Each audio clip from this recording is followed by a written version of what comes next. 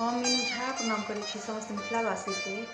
आई हम एक सामा विदाई के संग जे भैया के फाँड़ भरल जाय छनि तकर गीत गाबऽ जा रहल छी। कोशिश करै छी नीक लागे सब गोटे के। नीक लागत तो हमर चैनल मैथिली गीत माला के जरूर सब्सक्राइब करब, संगे गीत के लाइक शेयर करब। धन्यवाद। जय मिथिला, जय मैथिली।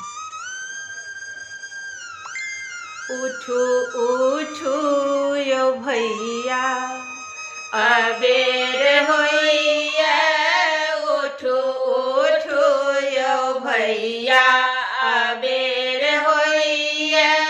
देती सामा बहिन देखू रात बितैया, देती सामा बहिन देखू रात बितैया।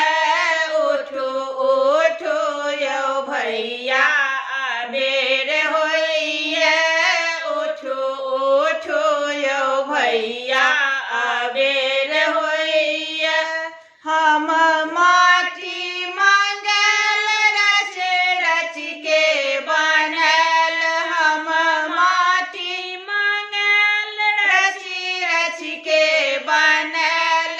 आई होइ छनि विदाई हमर मोन कन्हैया, आई होइ छनि विदाई हमर मोन कन्हैया।